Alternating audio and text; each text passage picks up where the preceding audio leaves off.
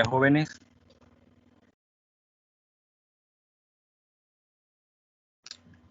Vamos a iniciar hoy la unidad 2 con el tema de las fuentes del derecho laboral. Vamos a trabajar con el código, valga la redundancia, el código de trabajo. Vamos a ver los aspectos generales que tiene el código de trabajo, cuáles fueron las condiciones que inspiraron a los legisladores escribir o decretar una ley para el derecho de los trabajadores y también el derecho de los patronos. Es decir, en este código vamos a ver obligaciones y derechos de ambas partes. Bueno, comenzamos diciendo que el derecho del trabajo o derecho laboral es parte vital de la cotidianidad de mujeres y hombres. Es decir, en esta ley vamos a encontrar situaciones del día a día. O sea, es una ley que fue creada tanto para el trabajador como para la trabajadora, para evitar que se den maltratos en el ámbito laboral, para evitar que hayan privilegios en el ámbito laboral. Sin embargo, en la realidad nos encontramos con todo ello. Y eso es normal. O sea, normal de que se dé porque vivimos esa realidad. Sin embargo, la ley se supone que va a mediar ese tipo de situaciones entre el trabajador y el patrono. En el artículo 1 menciona cuál es el objeto de la ley. Y el objeto de la ley dice que es armonizar las relaciones entre patronos y trabajadores. Esa es la idea, que haya una armonía en obligaciones y derechos de ambas partes.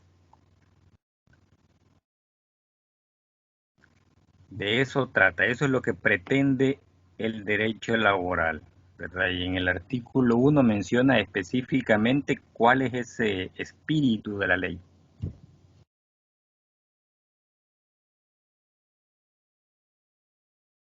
Dentro del sistema jurídico o dentro del sistema judicial laboral se encuentran presentes garantías propias.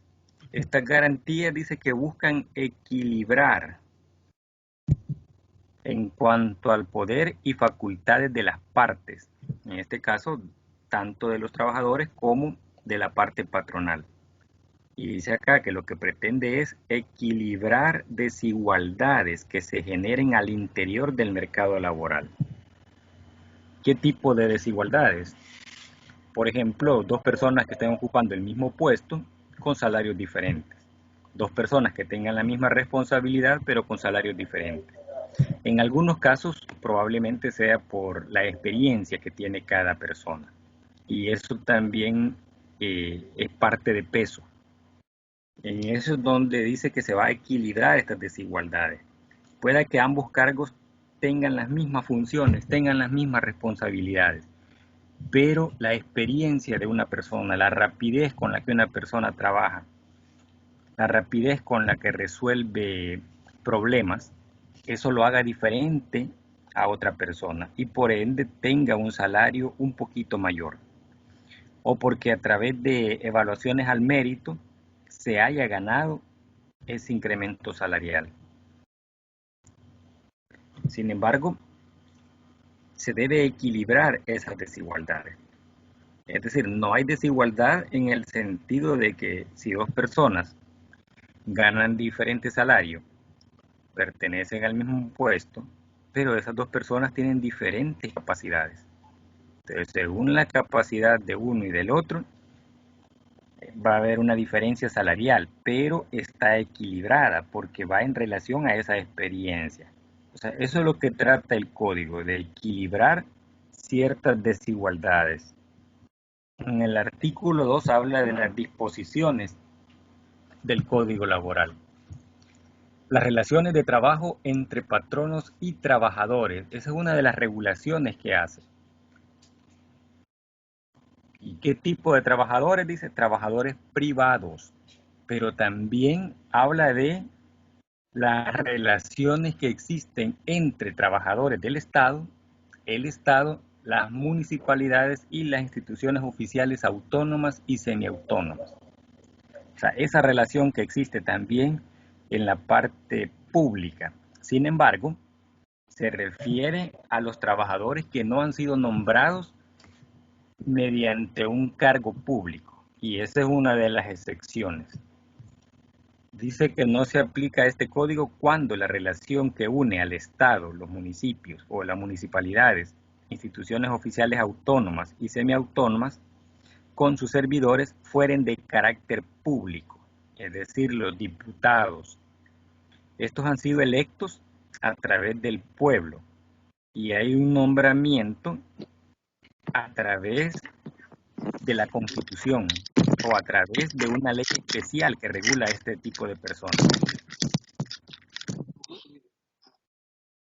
Dice acá, y tuviere su origen en un acto administrativo, como el nombramiento en un empleo que aparezca específicamente determinado en la ley de salarios. Ellos se rigen por esta ley. Entonces acá el Código de Trabajo no es aplicable. Pero cuando es un trabajador que está contratado, valga la redundancia, a través de un contrato y no por ley de salario, ahí sí media el Código de Trabajo, ¿verdad? Pero si el nombramiento es de carácter público, es decir, un alcalde, un concejal, un diputado, estas personas fueron nombradas o están en la ley de salarios como cargos que deben ser cubiertos después de una elección pública. Entonces, estas personas no están en las disposiciones del Código Laboral, ¿verdad? Ellos se rigen por otra ley y es esta ley, ley de salarios. En la antigüedad todos los cargos públicos, inclusive los trabajadores públicos, no solo los cargos todavía hoy en día siguen siendo a través de la ley de salarios. Pero en la antigüedad, los trabajadores públicos, la gran mayoría, casi todos, estaban bajo esta ley, ley de salarios. Y esto los hacía a ellos intocables. Pero tenían garantías mucho más fuertes que cualquier empleado. Pero con el correr del tiempo se fueron generando dos tipos de contratación. Ya no contrataba el Estado, bueno, de hecho hoy en día ya no contrata el Estado por ley de salarios. Los que están amparados a ley de salarios son los que mantienen cierta antigüedad, que ya estaban contratados de esa manera y no los han podido pasar a otro tipo de contrato. Sin embargo, las nuevas contrataciones que se van realizando aún en el aparato público son a través de contrato, es decir, media el código laboral. Y esto es por la simple razón de que pierden garantías que por ley de salario tienen estas personas. A muchos de ellos, de los antiguos, se les ha querido convencer para trasladarlos de ley de salario a contrato. En algunos casos se les dice de que van a tener más garantías, de que va a ser más estable su trabajo, pero eso es mentira. Únicamente lo que se busca es que estén desamparados, ¿verdad? Una vez estén por contrato, se les puede despedir, se les indemniza y no hay ningún problema. En cambio, esta ley lo que buscaba era que el empleado permanezca de manera inmóvil durante toda su vida en un empleo, hasta que se jubile. Eso es lo que pretendía esta ley, ley de salario, la permanencia de un empleado, digamos, de manera indefinida. Sin embargo, en los contratos dice eso, que el empleado ha sido contratado de manera indefinida, pero lo indefinido se refiere, según la ley, a que si estas personas, como no tienen una fecha de determinación del contrato, en un momento dado el patrono los despide, tienen derecho a que se les indemnice, ¿verdad? Esa es la única garantía que hay. En cambio, por ley de salario, la misma ley decía, si el empleado ya no funciona o no cumple los requisitos del puesto, puede ser removido a otro puesto. Entonces la misma ley le daba la garantía, no lo despidan, remuévalo, ¿verdad? Y eso es lo que buscan hoy las instituciones del Estado, que las personas no sean permanentes, que la permanencia sea similar al empleado privado, una permanencia que únicamente va a gozar de una garantía o de alguna garantía, pero no de la garantía de estabilidad laboral permanente. Permanente en el sentido de lo que la palabra menciona, no permanente como la ley lo permite. La ley permite la permanencia, dice, pero si en un momento dado el empleado es despedido, pues la única garantía es que se le indemnice. El derecho al trabajo dice que goza de protección constitucional. Antes que existiera el Código de Trabajo, la Constitución ya regulaba algunas condiciones de trabajo. Y eso está en el título 2, capítulo 2, derechos sociales. Entonces el trabajo es un derecho social. Y de hecho, en esta sección segunda habla sobre el trabajo y la seguridad social. La Constitución ya amparaba esta ley. La ley no existía, pero constitucionalmente ya había un apartado que protegía al trabajador. Entonces es así como en 1972 se crea una ley especial y eso es el Código de Trabajo. Desde entonces no ha tenido modificaciones o reformas relevantes en cuanto a derecho de trabajo. Sí ha reformado algunas cosas, como por ejemplo el aumento en días, por decirlo así, de la vacación, del aguinaldo, perdón. Las tablas del aguinaldo hace un par de años eran diferentes. Ahora han tenido un poquito más de días de incremento. Pero esto es lo que la ley pone como cosas mínimas, o sea, como topes. Si el patrono quiere pagar más de lo que la ley dice, no hay ningún problema. La ley lo que le va a poner es el tope o el límite, que el trabajador no puede ganar menos de esa cantidad. Hay un tope y hay un límite, no puede bajarlo. Si quiere subirlo, todo lo que le quiera pagar al trabajador no hay problema. Por ejemplo, en aguinaldo le quiere pagar un sueldo mensual, está cumpliendo con la ley. Si de vacación le quiere pagar un sueldo mensual, está cumpliendo con la ley. Aunque la ley diga que solo son 15 días, pero si el patrón no quiere pagar el mes completo, no hay ningún problema. Y de hecho, a veces en las contrataciones, si ustedes leen los periódicos, dice 15 salarios. Y dice uno, pero si solo trabajamos 12 meses. Sí, pero los otros salarios corresponden a vacación, aguinaldo e indemnización. O sea, año con año se indemniza a las personas. Pero eso ya depende del patrono, no depende de la ley. La ley le da cuáles van a ser los mínimos que usted le puede pagar. Va a tener un tope, de ahí no puede bajar. Todo lo máximo que usted quiera, no hay problema. Entonces, cuando se refiere a estas reformas, que no han sido relevantes en cuanto a derechos, los derechos siguen siendo los mismos, que se han mejorado, ¿verdad? Esa es otra cosa. Pero el derecho sigue siendo el mismo. Derecho a aguinaldo, sí, antes existía, que ahora se mejoró un poquito, pero no ha sido una reforma sustancial en cuanto al derecho. Algunas de esas garantías importantes han sido, por ejemplo, el derecho a la sindicalización. Y esto mediante convenios que se han tenido con la OIT, la Organización Internacional del Trabajo. Según lo que esta organización dicte, los países deben acatar, digamos, esas indicaciones y hacer modificaciones a sus leyes laborales. ¿Verdad? En este caso, pues ya hay una permisión de que las personas puedan tener grupos dentro de los trabajos, dentro de la empresa.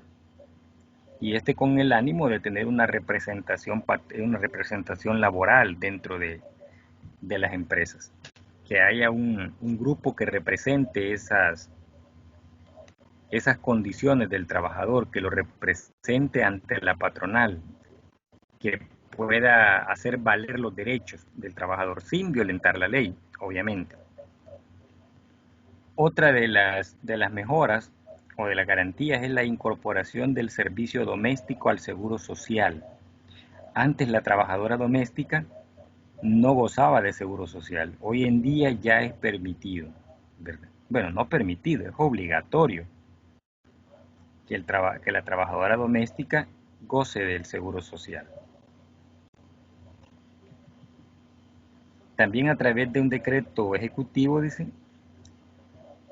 se decretó o se instituyó la discriminación en diversas situaciones, por ejemplo, discriminación por orientación sexual, protección de la trabajadora embarazada y personas portadoras del VIH. O sea, por decreto, usted no puede discriminar a estas personas, que porque es portador del VIH lo va a echar del trabajo, no puede, o sea, la ley lo está amparando. Y si acaso se diera, tiene que pagarle ciertas indemnizaciones. Por ejemplo, en el caso de la mujer embarazada,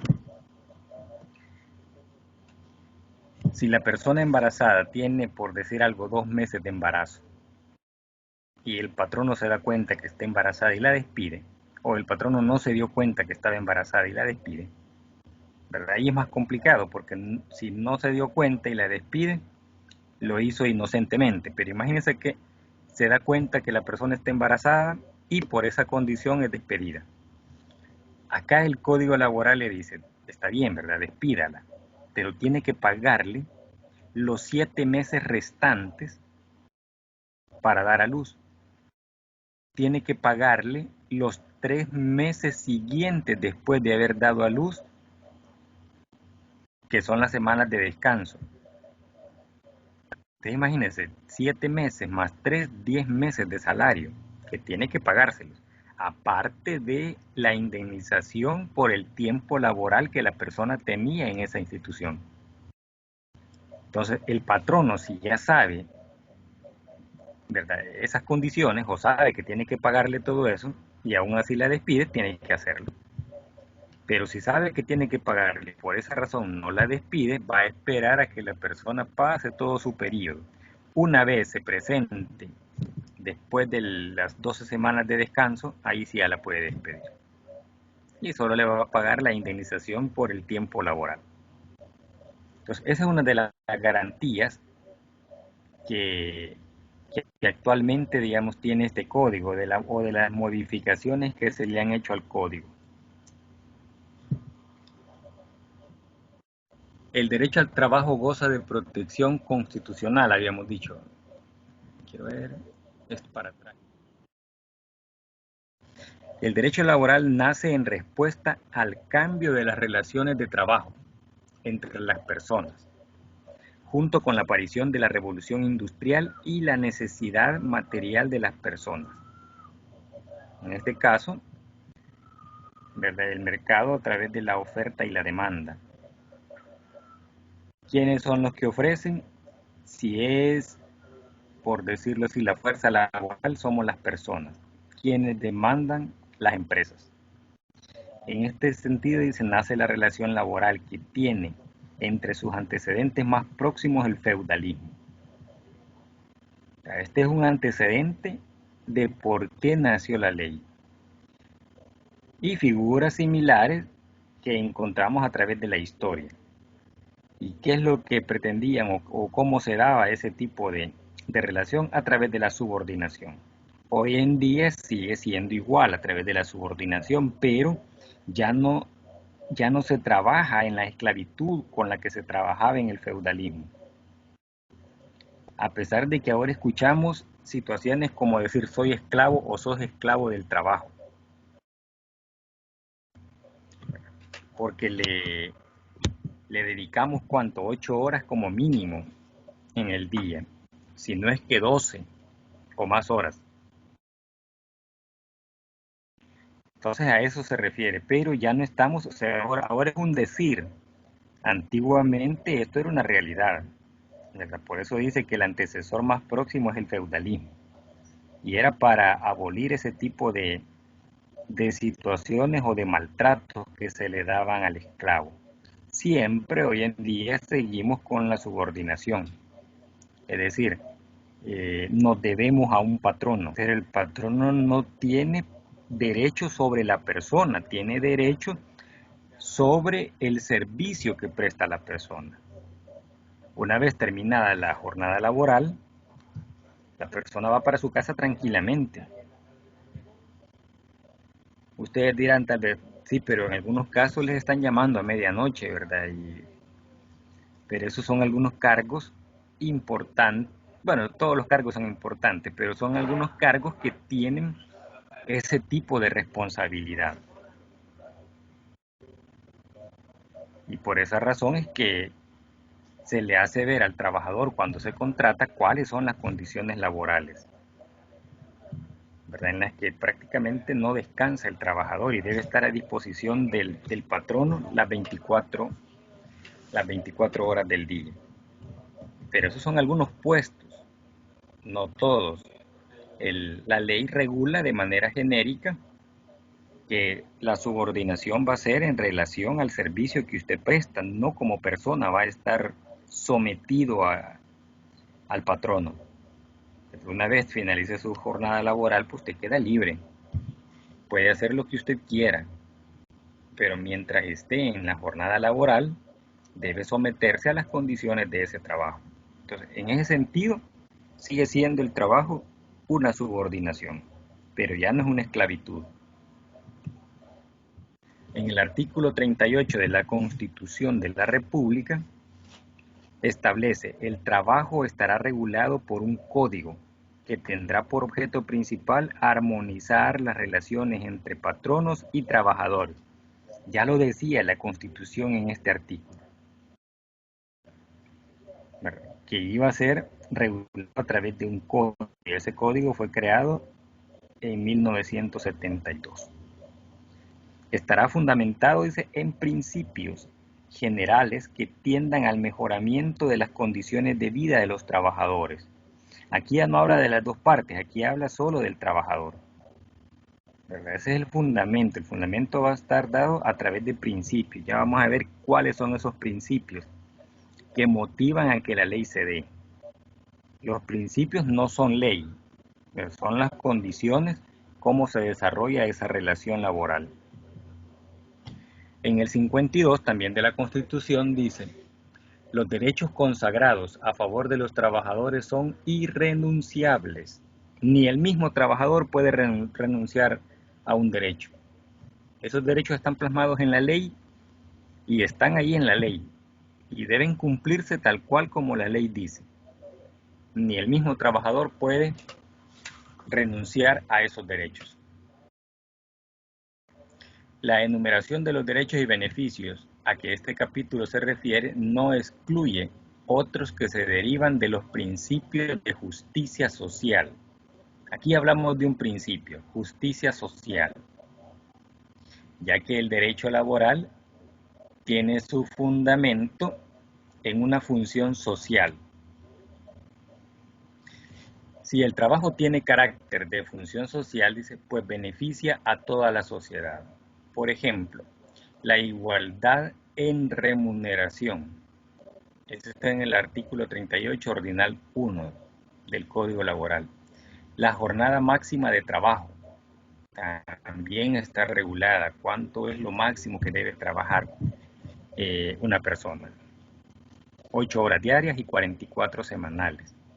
Pero conocemos hoy en día que hay personas que trabajan 12 horas. Y eso es normal. Sí, es normal. Lo que pasa es que en el salario se ve la diferencia. Se le paga a la persona las 8 horas normales más horas extras. Entonces está cumpliendo, cumple con la ley. Son 12 horas, sí, pero yo le pagué 8 horas, dice el patrón. Las otras horas restantes me las está desarrollando por voluntad de él, porque quiere ganar más y se las estoy pagando como extras. Sin embargo, la contratación se sigue dando para 8 horas, aunque trabaje 12. En algunos casos, como por ejemplo en la vigilancia, los médicos, por ejemplo, que sus turnos son bastante largos, turnos de, póngale, casi 24 horas, Por ejemplo, un médico entra a laborar a las 5 de la tarde de un día y sale a las 5 de la tarde del día siguiente. Pero sale a esa hora del día siguiente y descansa el siguiente día. Significa que se trabaja con, por decir algo, jornadas largas, pero intermitentes.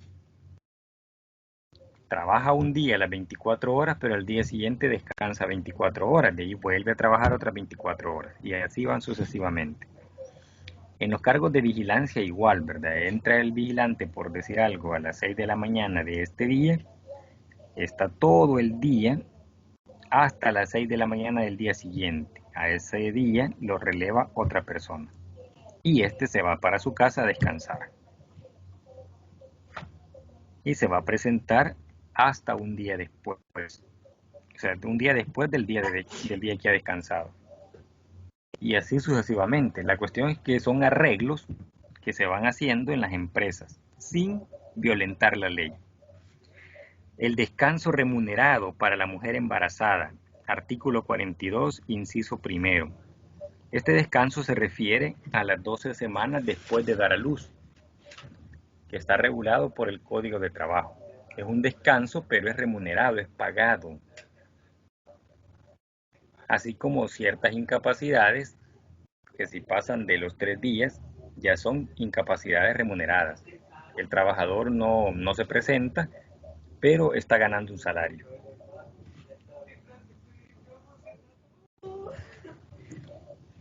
Los principios del derecho laboral, dice, pueden definirse como líneas directrices que informan alguna norma e inspiran directa o indirectamente una serie de soluciones.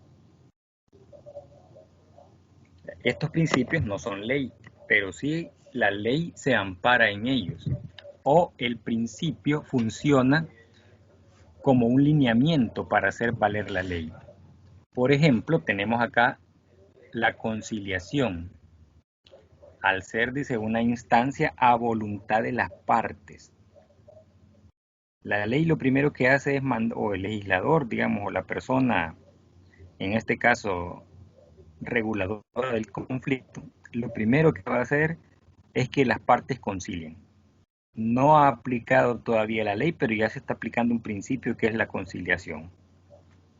Entonces, si las partes concilian y llegan a un acuerdo, ¿verdad?, no existe demanda ni demandado.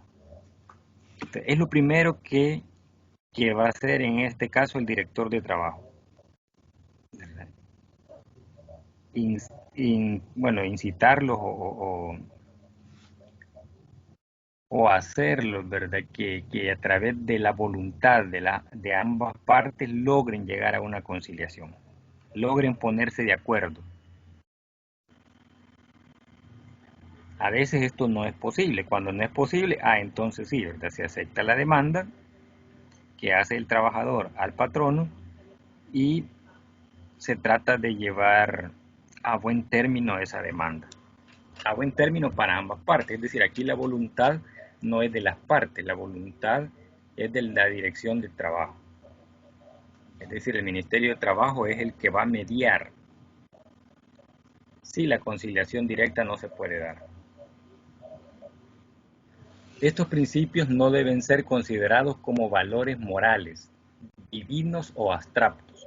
Son principios que surgen y se aplican en defecto o en ausencia de la ley. No es que la ley acá no exista, no, pero el principio es lo primero que va a mediar la relación. Para ello es necesario identificar bien a las partes.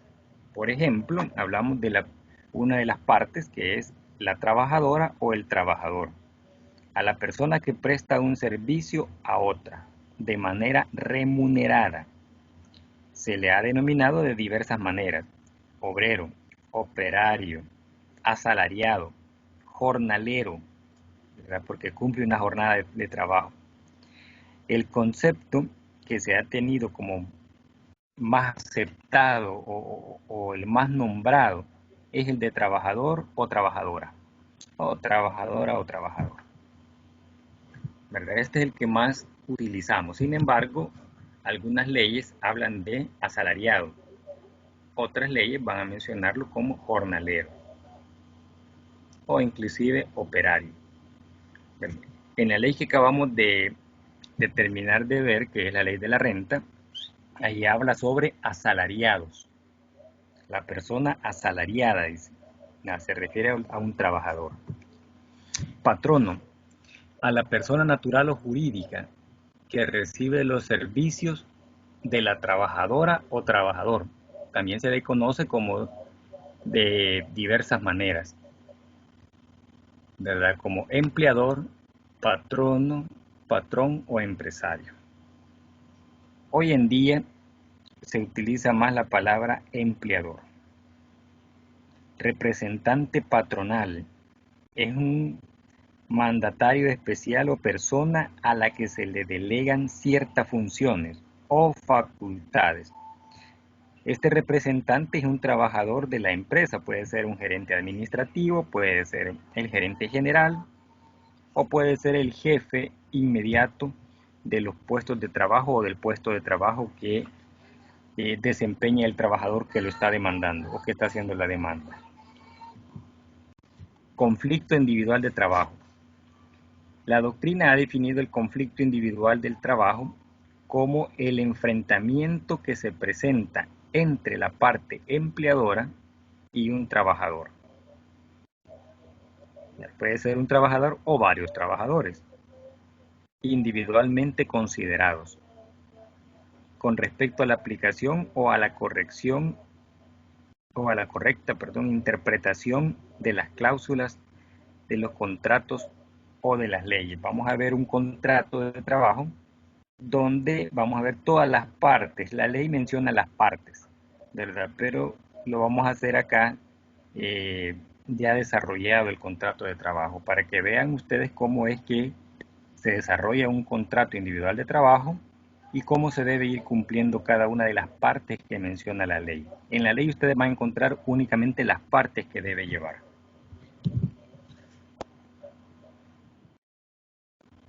Conflicto colectivo de trabajo.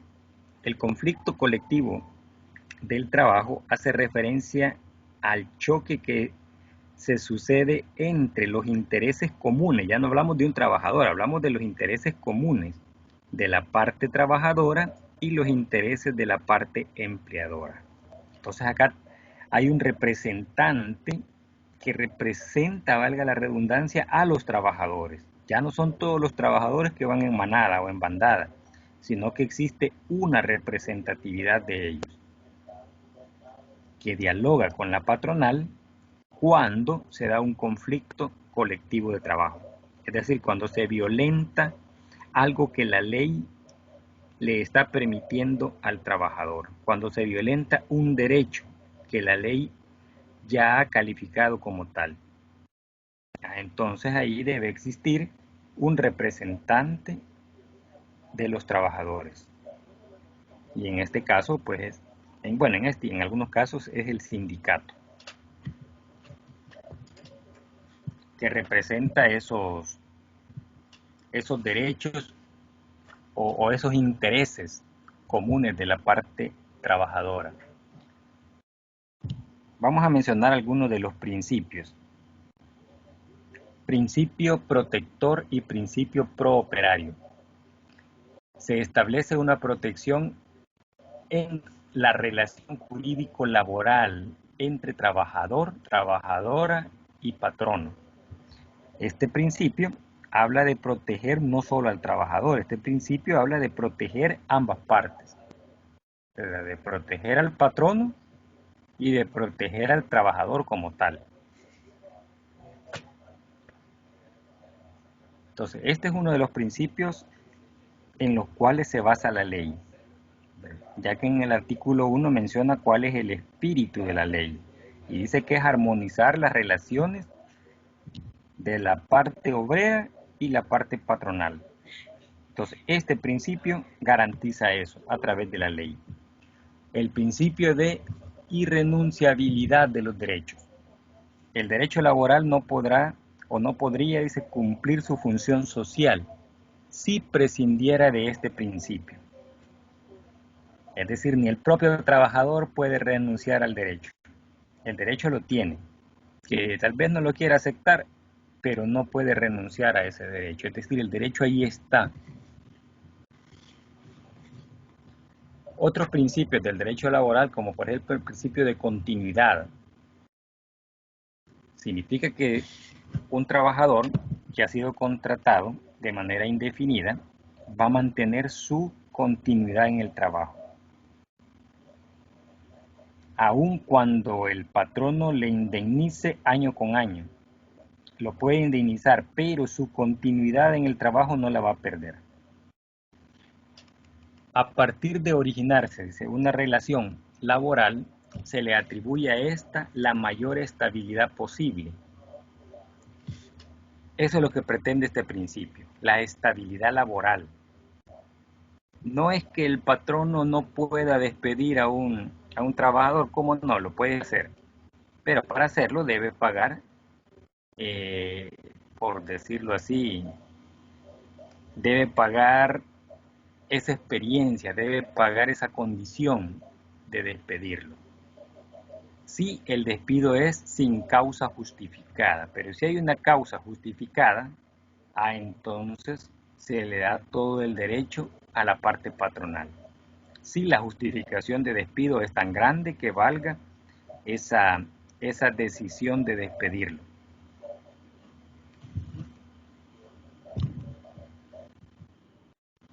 El principio de primacía de la realidad. Este principio implica que si existe una discrepancia o una diferencia o una discordancia entre lo existente en documentos, acuerdos y declaraciones por escrito, ya sea en contratos o en cualquier otro documento, esto con relación a lo que sucede en la práctica, lo que sucede en el día a día, se tomará con mayor relevancia a esto último, a lo que sucede en la práctica, es decir, a la costumbre. Y ahí es donde el principio dice, vale más lo que está haciendo actualmente que lo que decía en el papel, ¿verdad? Por la misma costumbre. Imagínense que usted está desarrollando funciones que en su contrato no aparecían. Entonces, de acuerdo a esas funciones, de repente viene el patrón y le dice, mire, no está cumpliendo las funciones del contrato. Sí, ¿verdad? Pero cuando me contrataron tenía esas funciones, dirá el trabajador, pero ya en la práctica me pusieron otras funciones que sustituían aquellas. Entonces puede que el patrono le diga, sí, pero tiene que cumplir las funciones que en el contrato están escritas. Entonces quítenme las funciones actuales y yo cumplo aquellas. ¿Verdad? A eso se refiere este principio, de que vale más la parte del día al día, lo cotidiano, lo práctico, lo que se va desarrollando día a día. Porque en muchos casos pasa eso. Bueno, yo en algunas contrataciones que he tenido, me ha sucedido eso. Me contrataron para un puesto y terminé haciendo otra cosa. Por ejemplo, trabajé con una empresa que se llamaba porque ya no existe, Genius Electronics. Esta empresa me contrató como contador. Solo una semana estuve trabajando como contador. Luego me convertí en administrador financiero de la empresa. Ya no era contador. Prácticamente una semana estuve encajonado trabajando con libros, con partidas y cosas así. Pasada la semana esa, el jefe y dueño de la compañía me empezó a pedir ciertos informes y ciertas cosas que le ayudara a trabajar. Y la contabilidad se empezó a atrasar, se fue atrasando, porque yo ya no tenía tiempo para poder hacer esas cosas. Llegó un momento en el que hablamos y le dije, mire, la contabilidad de la empresa se ha atrasado, porque mi tiempo está siendo ocupado en otras labores.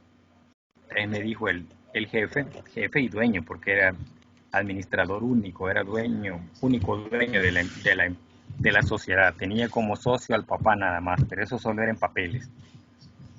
El señor ya tenía 90 años, ya ni siquiera se acercaba a la empresa.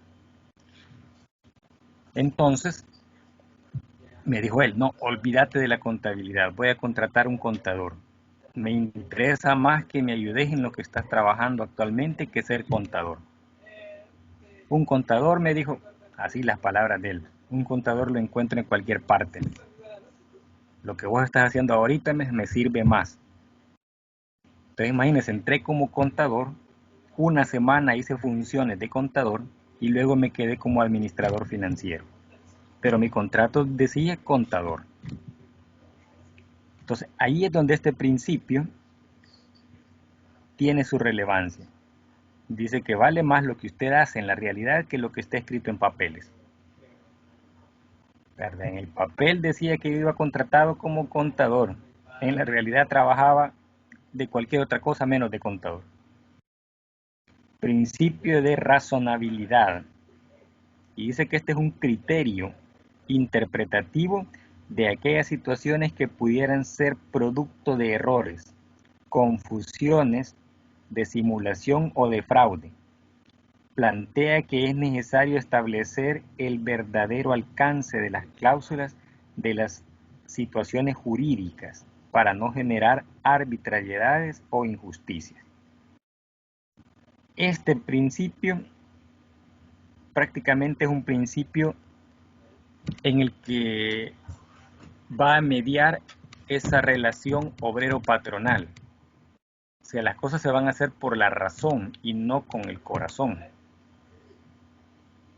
Se refiere a eso, a lo razonable, al criterio que voy a utilizar para poder tomar una decisión en la que no dañe la integridad del trabajador ni tampoco ponga en riesgo el servicio que éste presta a la empresa.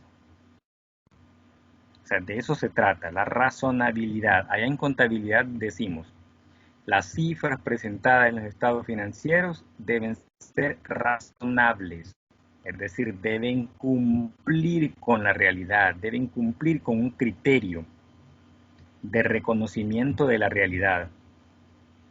Acá igual, ¿verdad? Es el principio que razona que las condiciones se deben hacer de acuerdo a como lo dicta la ley para evitar injusticias. El principio de buena fe debe considerarse como un supuesto en todo trato o acuerdo, que tanto la persona trabajadora como la persona empleadora deben actuar de buena voluntad en la celebración, ejecución y extinción de la relación laboral. Se supone que bajo este principio es que se desarrollan las contrataciones de buena fe, igual como cuando usted hace un equipo de trabajo. Todos los miembros del equipo de trabajo deben actuar de buena fe. De repente por ahí sale alguien que ya no actúa de buena fe, ¿verdad? Sale una persona por ahí que se va haciendo como dicen a veces, ¿verdad? El de los panes y no quiere ayudarles en su trabajo. Entonces ya ahí ya no está actuando de buena fe. Se supone que cuando usted busca unirse a un grupo, lo hace de esta manera, de buena fe, que todos van a actuar de la misma manera, que todos van a defender el equipo, que todos van a trabajar por igual, que todos van a jalar en la misma dirección. ¿Verdad? Que hay buena voluntad de asociarse y que no va a salir por ahí alguien un poquito vivián, ¿verdad? Y que yo hago la introducción y ni sabe qué es lo que va a colocar ahí, pero él va a hacer la introducción. No conoce del trabajo, pero él va a hacer la introducción. A veces se ve la introducción como algo tan cajonero que puedo inclusive buscar en internet, bajarlo y pegarlo. La introducción de un trabajo, como dice la palabra, ¿verdad? Es introducir al lector en el trabajo antes que lo lea. Entonces, en la introducción, quien elabora la introducción debe conocer perfectamente del trabajo, ¿ya? Y expresar resumidamente en ese párrafo de qué trata el trabajo. Llevar al lector de la mano a explicarle, si usted lee tal capítulo, se va a encontrar con esto, esto y esto. Si usted lee el capítulo 2, el capítulo 3, el capítulo 4, cada uno de ellos ha sido elaborado de esta y esta manera. En la introducción le está explicando cómo va a encontrar usted la lectura del trabajo, sin haberlo leído. Pero a veces alguien por ahí dice, yo hago la introducción y me invento cualquier cosa. Y todos comienzan con que el presente trabajo trata de, ya conoce el tema, nada más, ¿verdad? Entonces le pone el tema y de ahí lo demás es pura paja. Entonces no se trata de eso. Se trata de que si todos actúan de buena fe, que todos van encaminados a desarrollar algo bueno, que les va a servir a todos y que va a representar la nota de todos. Principio de igualdad. De acuerdo al principio de igualdad que garantiza la Constitución en el artículo 3, se requiere conceder a las partes de un proceso los mismos derechos, posibilidades y cargas. Vean acá, estábamos viendo esto del principio de buena fe y aquí lo está remachando en el principio de igualdad. Estamos hablando de que la carga debe ser pareja, la carga debe ser equilibrada. Si todo el equipo se divide el trabajo, esa división del trabajo debe ir acorde a una carga equilibrada. Aparte de que va a ir acorde a una carga equilibrada, todo debe quedar concatenado. O sea, debe existir una persona que se encargue de llevar las riendas del trabajo, ¿verdad? Que se encargue de ser el moderador del equipo. Entonces, ahí estamos hablando de un principio de igualdad, donde las cargas estén bien distribuidas, de modo tal que no quepa la existencia de privilegios, ni a favor ni en contra. A eso se refiere el principio de igualdad.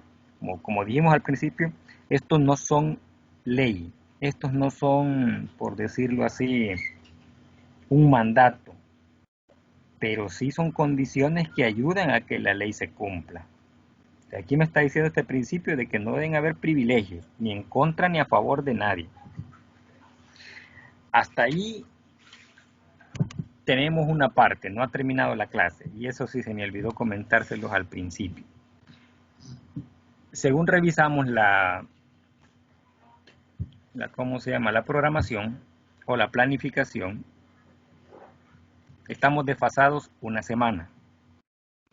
Pero ese desfase era lógico y necesario, porque teníamos que dedicarle tiempo práctico y teórico a las dos leyes que vimos, a la ley del IVA y a la ley del impuesto sobre la renta.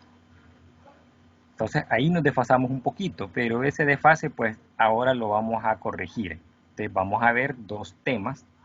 Uno que eran las generalidades del código laboral, que es lo que acabamos de ver.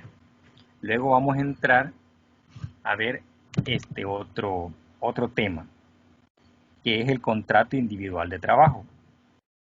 ¿Verdad? Son dos temas que, uno por hablar de generalidades, ¿verdad? Que hay mucho más todavía, pero he tocado las partes, valga la redundancia, más generales posibles, que hicieron que los legisladores pensaran en una ley especial para regular las condiciones de trabajo, y eso es el Código de Trabajo.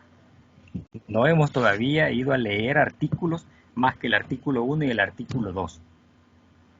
En la siguiente clase sí vamos a ir ya con práctica porque vamos a trabajar sobre las prestaciones.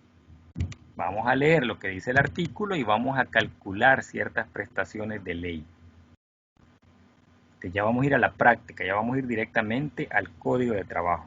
Ahorita de lo que hemos hablado es cómo la Constitución pensó en elaborar una ley exclusiva y cómo la Constitución ya abordaba la relación obrero-patronal, o cómo es que la Constitución mencionaba de que el trabajo era una condición social que beneficiaba a la sociedad, es decir, beneficia al patrono, beneficia al trabajador y a la familia de ambos. Hoy vamos a ver el contrato individual de trabajo. Si hay consultas hasta acá, no hay problema, ¿verdad? Interrúmpanme. Estamos en la parte de generalidades. Y hoy vamos a entrar a ver lo que es el contrato individual de trabajo. En el artículo 17 habla sobre el contrato individual de trabajo. Y dice que cualquiera que sea su denominación es aquel por virtud del cual una o varias personas se obligan a ejecutar una obra o a prestar un servicio a uno o varios patronos, institución, entidad o comunidad de cualquier clase, bajo la dependencia de estos y mediante un salario.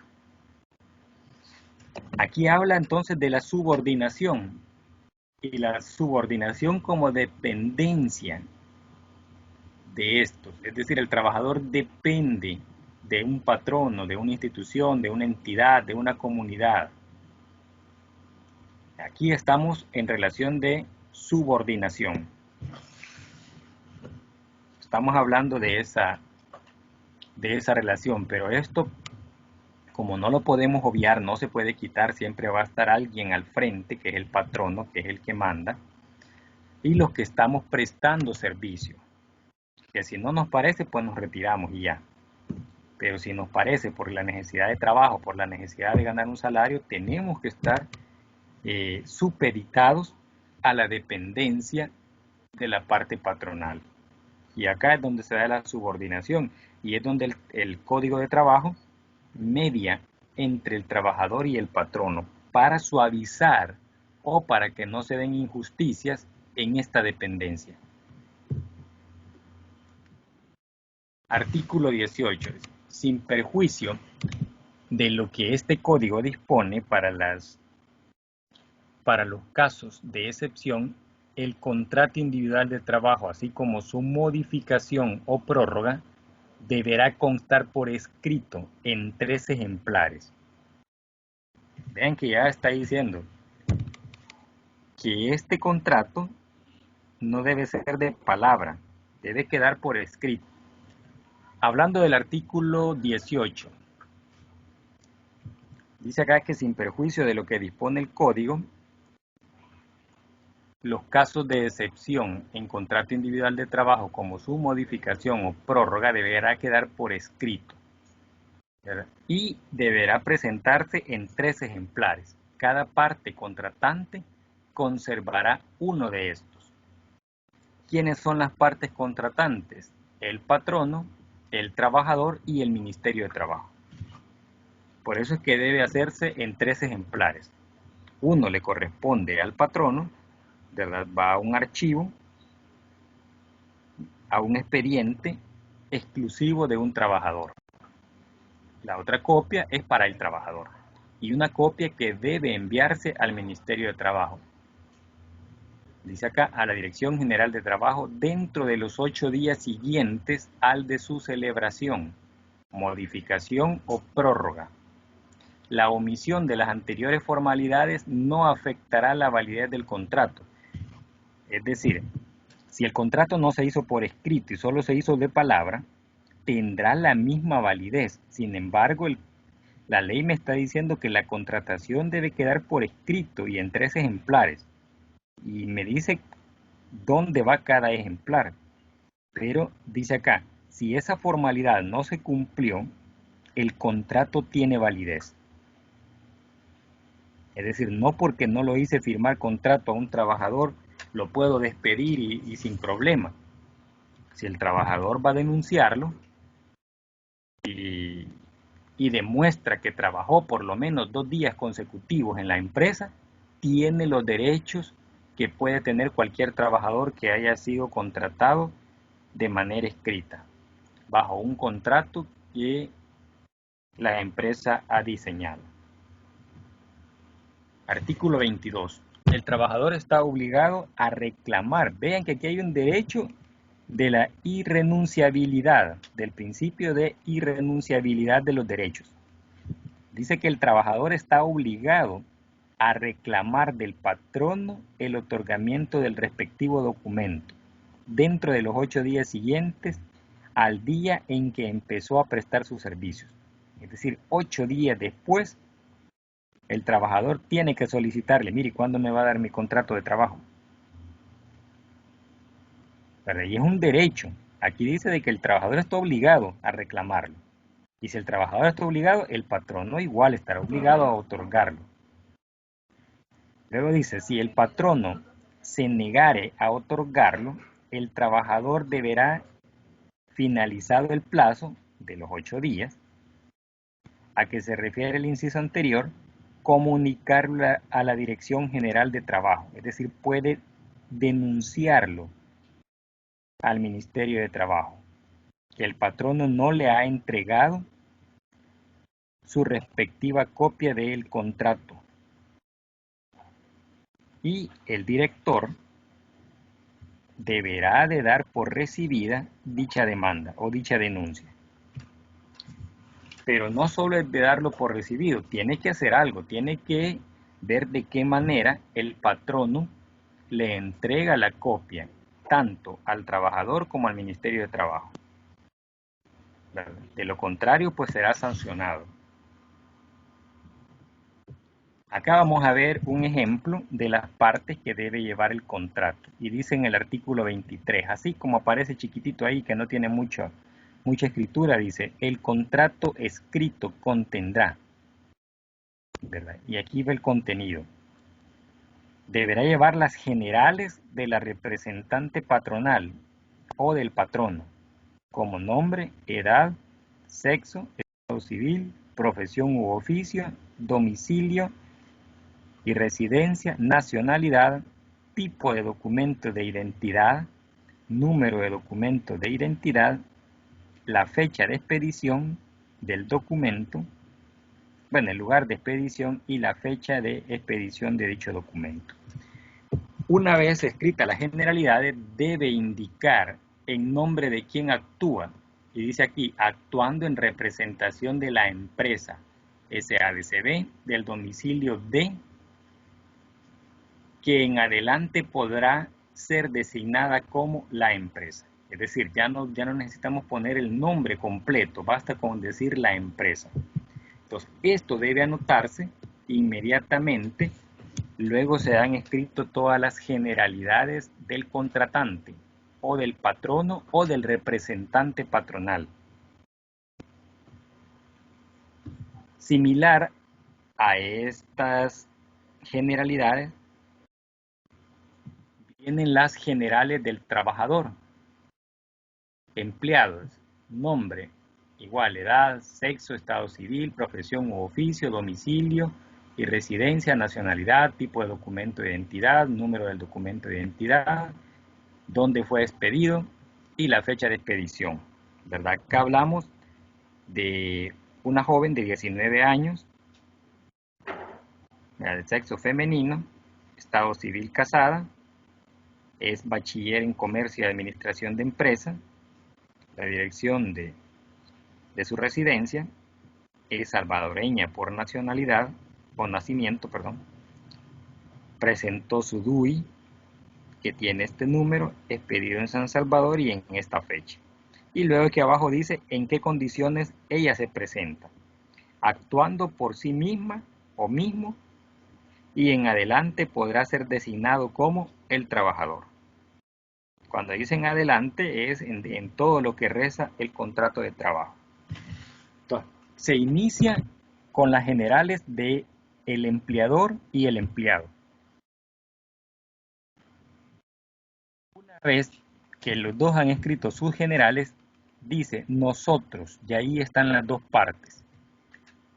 Nosotros, los arriba mencionados, actuando en el carácter que aparece indicado, convenimos, es decir, llegan a un acuerdo en celebrar el presente contrato individual de trabajo, sujeto a las siguientes estipulaciones. Estas estipulaciones tienen que ver con lo que la ley dice o con lo que dice el reglamento interno de la empresa o las políticas de la empresa. Tanto reglamento como políticas internas de la empresa no deben violentar la ley. Uno es clase de trabajo o servicio. El trabajador se obliga a prestar sus servicios a la empresa en el carácter permanente, como secretaria recepcionista. Acá aparece el puesto y aparece la condición, que no es eventual, dice que es permanente. Y el puesto de trabajo. Obligaciones del trabajador, aquí es donde les comentaba anteriormente, aparecen las funciones, pero esto no implica de que solo va a desarrollar estas funciones, pueda que desarrolle otras, o pueda que no desarrolle ninguna de estas, sino otras funciones. Dice, además de las obligaciones que le impongan las leyes laborales, sus reglamentos y el reglamento interno de trabajo tendrá como obligaciones propias a su cargo las siguientes: atención del conmutador y transferencia de llamadas telefónicas, generación, preparación, despacho y control de correspondencia, control de gastos de caja chica destinada para gastos generales, atención de asuntos secretariales solicitados por la gerencia general. Estas son las funciones de su cargo, pero estas son funciones macro, digamos, funciones grandes. Aquellas funciones a detalles, esas no se colocan en el contrato, pero sí se deja abierto la posibilidad que puede desarrollar otra función que su mismo cargo le demande. Así como comienza diciendo aquí, además de las obligaciones que le impongan las leyes laborales, sus reglamentos, ¿de quién? De las leyes, y el reglamento interno de la empresa, tendrá como obligaciones propias a su cargo. Es decir, estas son las obligaciones del cargo, más aquellas que dicte la ley o que dicte el reglamento interno o que dicte las políticas de la empresa.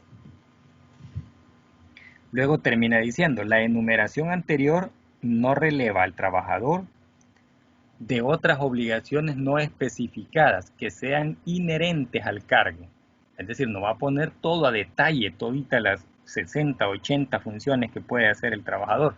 Se van a colocar las más importantes o las más relevantes, pero aquellas funciones que vayan pegaditas al cargo, que sean inherentes a ese cargo o que sean necesarias para el mejor desempeño del mismo, o que surjan, dice, como consecuencia de circunstancias no previstas, pero que estén relacionadas con la naturaleza del cargo. Tendrá que desarrollarlas. Por ejemplo, hoy en el tiempo de pandemia, muchos puestos de trabajo tuvieron que hacer cosas que no las hacían anteriormente. Por ejemplo, en la parte médica, en la parte de salud.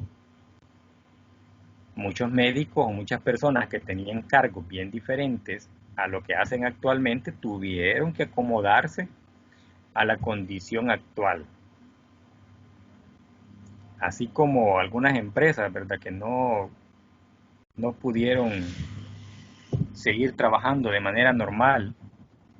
Hoy en la reactivación económica comenzaron trabajando días intermitentes.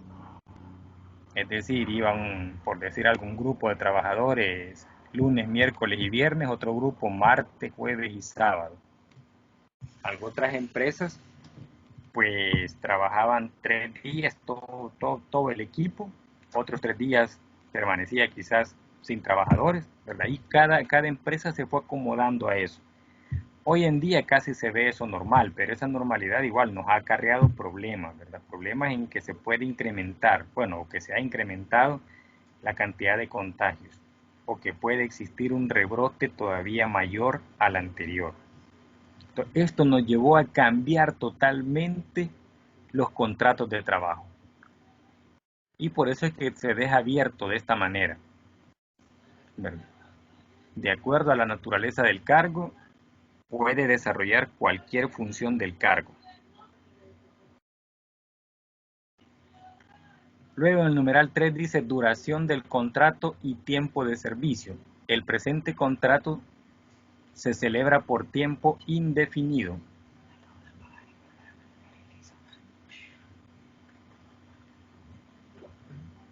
Es normal que por tiempo indefinido. A partir del 9 de septiembre de 2009, fecha en la cual el trabajador inició la prestación de servicios a la empresa. Bien, aquí ya no se refiere al nombre, solo dice el trabajador, así como lo mencionó anteriormente. El tiempo dice que es indefinido, ya que por allá vimos en un apartado que decía que era permanente. Entonces acá se refiere al trabajador como el plazo del tiempo indefinido, ¿verdad? Solo tiene la fecha de inicio, no hay fecha de terminación.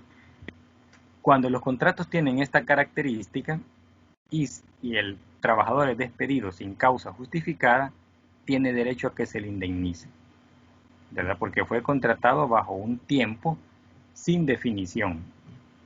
Cuando el contrato tiene un tiempo límite y llegó a ese tiempo límite, las partes deberán terminar su relación sin que exista responsabilidad para ninguna de las partes, ¿verdad? Pero en este caso que dice tiempo indefinido, hay responsabilidad para ambas partes. Si el trabajador no se presentare, por decir algo, 3 días consecutivos al trabajo, se tomará como abandono de trabajo y podrá ser despedido con causa justificada. Es decir, pierde los derechos a la indemnización. 4. Lugar de prestación de servicios. El lugar de prestación de los servicios será, y aparece acá, la dirección de la empresa. O podrá aparecer el nombre de la empresa. Porque no está diciendo que lo va a presentar fuera. En caso de trabajadores que sus servicios lo prestan fuera de la empresa, deberá decir aquí también. El lugar y prestación de los servicios será la zona metropolitana de San Salvador. Imagínense que sea un instalador de cable, ¿verdad? O que sea, por decir algo, las personas que andan reparando aires acondicionados. Esas personas no trabajan dentro de la empresa, trabajan en otras empresas fuera. Después de que el trabajador sea solo para el área metropolitana de San Salvador o para todo El Salvador. Pero aquí especificará que no está dentro de la empresa, que sus servicios los prestará en las instalaciones de los clientes que la empresa tiene a su cargo. Horario de trabajo. El horario de la ordinaria de trabajo en las oficinas será el siguiente: de lunes a viernes de 8 de la mañana a 12 del mediodía, teniendo una hora para almorzar, de 1 a 5 p.m. Esto es de lunes a viernes, y los días sábados de 8 a 12 del mediodía. Aquí cumple con trabajar 8 horas diarias y 44 horas semanales, según como dice la ley. Pero si a esta persona se le pidiera que trabajara horas extras, no se está incumpliendo con la ley. Es decir, a las 5 de la tarde marca su hora de salida normal e inmediatamente marca la entrada a las horas extras. Entonces no se incumple la ley, se está cumpliendo con el horario y con la condición que la ley está regulando. Las horas extraordinarias serán reconocidas cuando éstas hayan sido autorizadas previamente por escrito por la gerencia general, ¿verdad? Esta ya es condición interna de la empresa. Imagínense que la trabajadora tiene obligaciones, por decirlo así, es mamá, tiene un niño y este niño lo tiene en una guardería o se lo cuida una persona y tiene que pasar a recogerlo después del trabajo. Ella podrá decir que no está en condiciones de quedarse a hacer horas extras. Entonces podrá ser negociada esa condición. Y digo podrá porque ahí la ley no le va a proteger, ¿verdad? Si el patrono dice, no me sirve, ¿verdad? Yo necesito una persona que se quede después del tiempo laboral, ¿verdad? Y la empresa está en obligación de pagársela, pero si usted no puede, pues lo siento mucho, ¿verdad? Que le vaya muy bien y contratamos a otra persona. Ahí la ley no la puede proteger más que con la indemnización del tiempo que laboró para la empresa.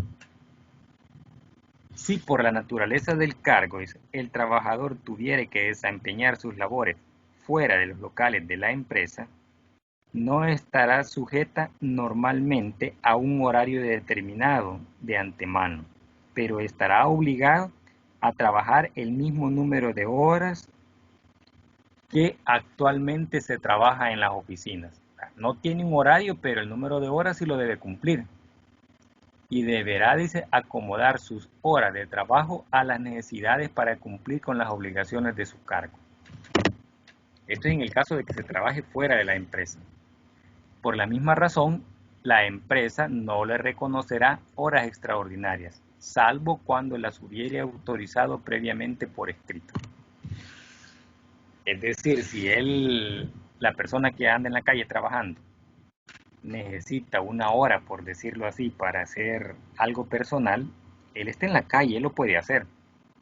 O sea, no tiene un horario tan estricto como que estuviera dentro de una empresa, pero sí debe cumplir con la carga de trabajo de ese día. Aunque termine en la noche, ¿verdad? Haciendo las últimas instalaciones, si se tratara de un instalador. Por esa razón, dice, no se le va a pagar horas extras, al menos que se le hayan autorizado previamente y por escrito. No obstante lo dispuesto en el inciso tercero de esta cláusula, cuando se refiere al inciso tercero, estamos contando 1, 2, 3, ¿verdad? Es como decir tercer párrafo. La empresa queda facultada para establecer el horario que mejor se ajuste a las necesidades del servicio y el trabajador estará obligado a acatarlo. Aquí está otra vez la subordinación. Esta no nos la podemos quitar. 6.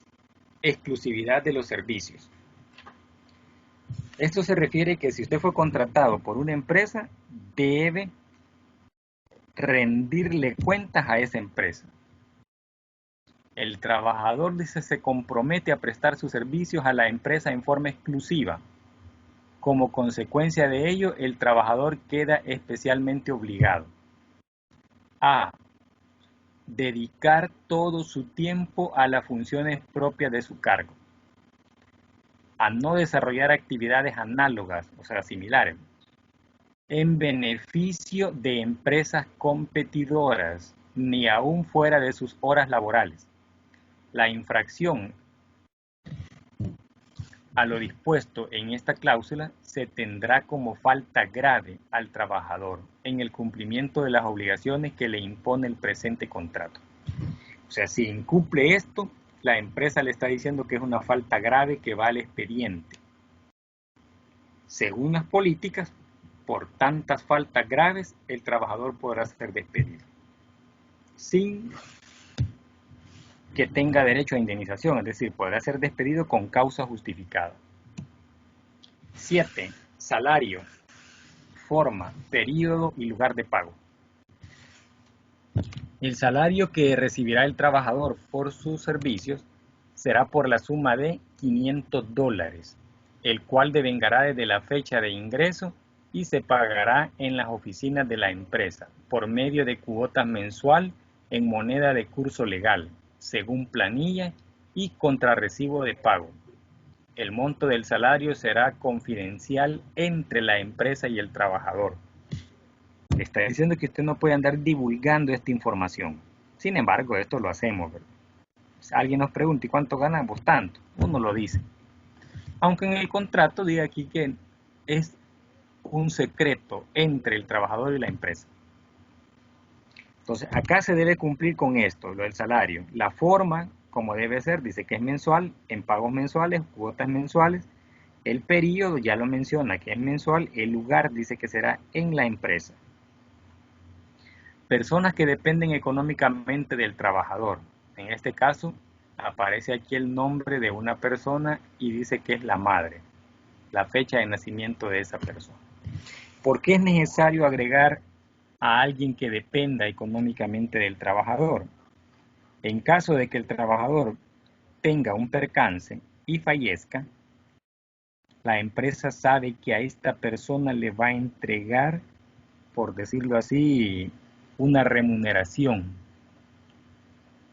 ¿verdad?, que va en relación a los servicios que que el trabajador prestaba para la empresa. Ahí va a depender, ¿verdad? La ley no le obliga. Pero si la empresa quiere darle los gastos funerales, pues sabe que se los va a entregar a esta persona. Si le quiere ayudar con una indemnización, sabe que se lo va a entregar a esta persona. Porque esta persona dependía del trabajador y hoy ya no depende de nadie. Entonces la empresa solicita este apartado y la ley, ¿verdad?, le exige que ponga un apartado similar. Si la ley no lo exigiera, la empresa sí lo va a colocar por cualquier situación en el futuro. Dice anexos, modificaciones y descripción de puestos. Se entenderá que forma parte del presente contrato las hojas anexas que aparecen autorizadas con la firma de ambas partes, tanto trabajador como contratista o empleador.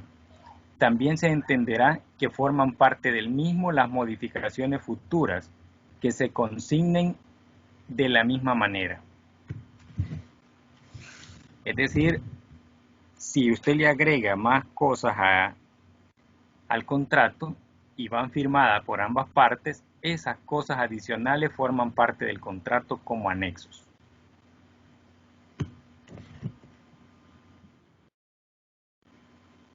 Dice, otras normas aplicables. Acá pueden colocarse las normas o las políticas de la empresa en relación a ese puesto de trabajo.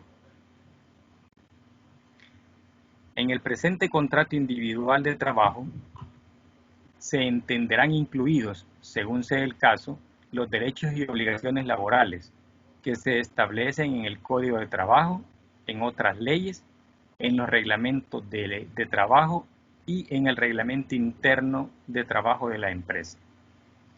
Este contrato, dice, sustituye cualquier otro contrato individual de trabajo anterior, ya sea escrito o verbal, que haya estado vigente entre la empresa y el trabajador, pero no altera en manera alguna los servicios y prerrogativas del trabajador, los derechos y prerrogativas del trabajador, que se emanen de su antigüedad de servicio. Es decir, si la política de la empresa es que año con año el trabajador debe firmar un nuevo contrato, ese nuevo contrato sustituye al anterior, pero eso no significa de que su antigüedad la pierda, la antigüedad la mantiene.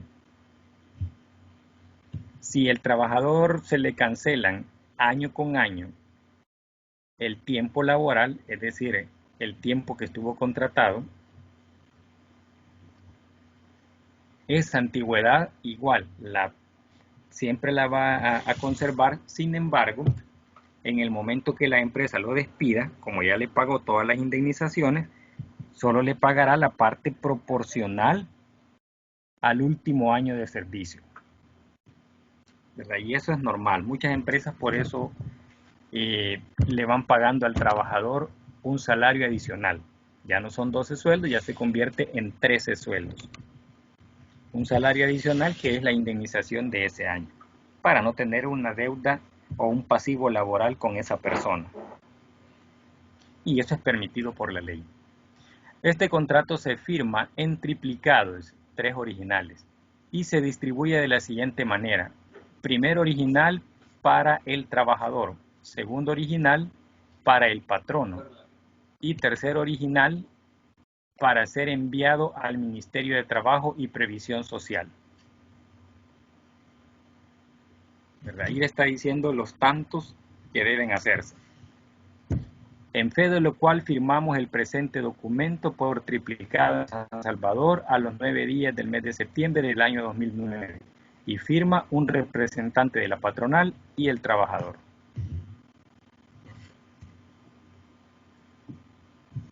Esto es lo que contiene un contrato de trabajo. Eso ya lo tienen ustedes ahí en la plataforma.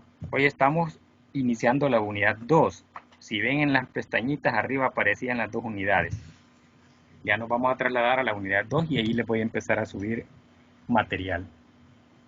Artículo 24 dice, en los contratos individuales de trabajo se entenderá incluidos los derechos y obligaciones correspondientes emanadas de las distintas fuentes del derecho laboral, tales como los establecidos en este código, leyes y reglamentos de trabajo, los establecidos en los reglamentos internos de trabajo, los consignados en los contratos y convenios colectivos de trabajo, los que surjan del arreglo directo o del avenimiento ante el director general de trabajo, es decir, el ministro de trabajo, en los conflictos colectivos de carácter económico, los que resulten del laudo arbitral pronunciado en los conflictos a que se refiere el literal anterior, y los consagrados por las costumbres de la empresa. O sea, la misma ley le está diciendo, lo acostumbrado en la empresa también se vuelve norma, también se vuelve ley. Entonces, los contratos individuales, aunque no lo lleven por escrito, ¿verdad? Pero tendrá que ver con todo ello, con todo lo que aquí menciona. Artículo 25. Los contratos relativos a labores que por su naturaleza sean permanentes en la empresa, se consideran celebrados por tiempo indefinido. Eso lo vimos allá en el contrato, que así decía, y aquí lo está remarcando en el artículo 25, aunque en ellos se señale plazo para su terminación. O sea, aquí pareciera que hay una discordancia, pero no. Cuando dice tiempo indefinido es por el tipo de labores, es por las prestaciones que debe tener el empleado, aunque en el contrato tenga una fecha de terminación. Pero se va a considerar como tiempo indefinido por el tipo de labor. Si es despedido, el trabajador tendrá su indemnización como que si fuese tiempo indefinido, antes de que llegue la fecha de terminación. Una vez llegue la fecha de terminación, ambas partes podrán dar por terminado el contrato, en el caso de que lleve plazo, pero mediante no se cumpla ese plazo, se va a considerar como tiempo indefinido. Artículo 26. Los contratos para prestar servicios subordinados en la ejecución de una obra determinada se entenderá también celebrado a plazo al realizarse la parte de la obra que al trabajador le corresponde ejecutar. Se tendrá por vencido dicho plazo. Imagínense que se contrate los servicios de un carpintero. Y este carpintero va a trabajar las 8 horas, ¿verdad? A la empresa, pero tiene un plazo. El plazo es cuando termina la obra. Media vez la obra no esté terminada, ese trabajador, aunque no es de la empresa, pero está supeditado o está subordinado a las condiciones de la empresa. A veces hay empresas que mandan a sus trabajadores, digamos, cuando son, póngale, servicios de albañilería, de fontanería, de carpintería, y son obras que no se van a hacer en un día, sino que va a tardar una semana, por ejemplo. Y este trabajador se va a la empresa y cumple las condiciones dentro de esa empresa. Obviamente también va a cumplir las condiciones de su propio contratante. Pero una vez la obra no esté terminada, el plazo todavía está pendiente y hay una subordinación, es decir, hay una obediencia de parte del trabajador hacia el contratante, aunque sea de manera eventual. Artículo 28. Los contratos individuales de trabajo podrán estipularse que los primeros 30 días serán de prueba. Dentro de este término, cualquiera de las partes podrá dar por terminado el contrato, sin expresión de causa. ¿Qué significa esto? La misma ley nos está diciendo que en el contrato se podrá especificar que los primeros 30 días son de prueba. Y si antes de que se cumpla la prueba hay terminación del contrato, es decir, cualquiera de las partes toma la decisión de ya no seguir, esto se va a entender sin ninguna expresión de causa. ¿Por qué? Porque está en condición de prueba. O si ambas partes llegan a un acuerdo en no continuar con el contrato, también este se puede prescindir, sin responsabilidad para ninguna de las partes. Bueno, hemos visto las partes generales del derecho laboral y hemos visto el contrato individual de trabajo con un ejemplo y algunos artículos que hacen referencia a ese ejemplo del contrato individual de trabajo.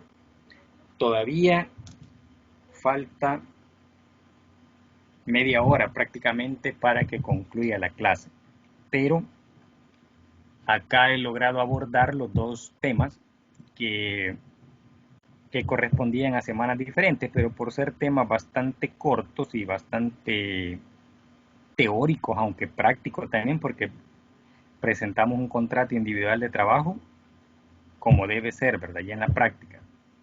Este contrato lo ha publicado el Ministerio de Trabajo como un ejemplo de cómo se desarrolla un contrato. En la ley menciona cuáles son las partes que debe llevar. No aparece un ejemplo, pero sí aparecen las partes. Entonces lo mejor era explicarlo con el ejemplo.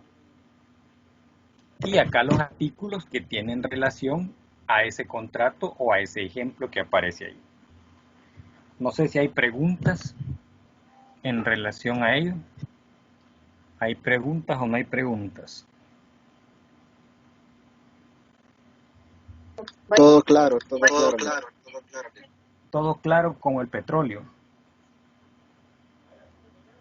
Claro como la noche sin luna. Bueno, si está claro, igual, ¿verdad? Siempre los invito a que lean un poco más. Acá he mencionado algunos artículos. Ustedes deben complementar la lectura con el resto de artículos que están comprendidos en el tema. En este caso, el contrato individual de trabajo. ¿Verdad? Hay muchos más artículos que son pocos los artículos que hay, pero hay más que hablan sobre el contrato individual. O sea, sería bueno que le den una leidita. Como les digo, son pocos, son bien poquitos, no son muchos. La siguiente semana vamos a tratar acerca de las prestaciones. Ahí en las prestaciones sí va a ser necesario hacer algunos cálculos, ¿verdad? Como por ejemplo, póngale prestación de aguinaldo, por decir algo, vacación, indemnización. Entonces tenemos que hacer cálculos, horas extras, días remunerados, días de asueto remunerados. O sea, si el trabajador le toca, digamos, ir a trabajar o presentarse a su trabajo en uno de los días de asueto que son remunerados, ¿cómo se va a tratar este día de asueto que es remunerado? Si el trabajador está trabajando y es un día que es de asueto, es de descanso, pero muchas empresas trabajan, por ejemplo, las empresas de alimentación, las empresas de servicio, están trabajando en los días de asueto.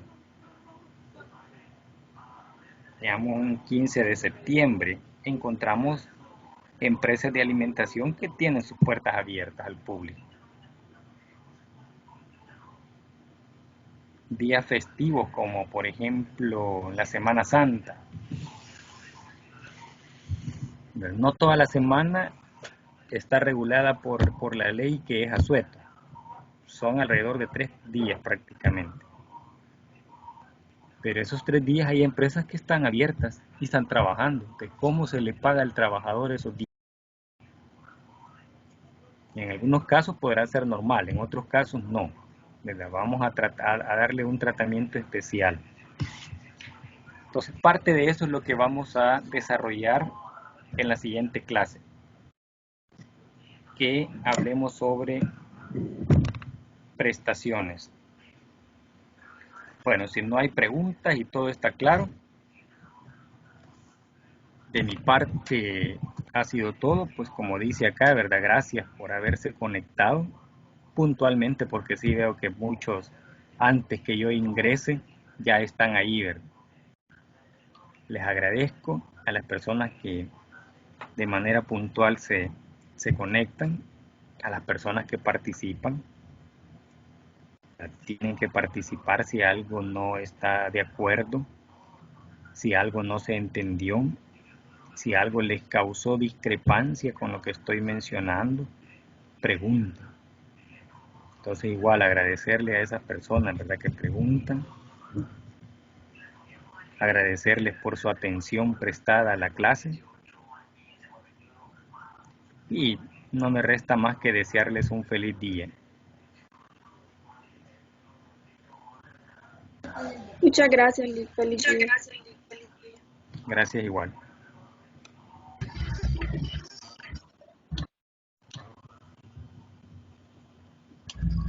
Gracias, Lick. Feliz día. A la orden. Gracias, Lee. Feliz día. Gracias, feliz día.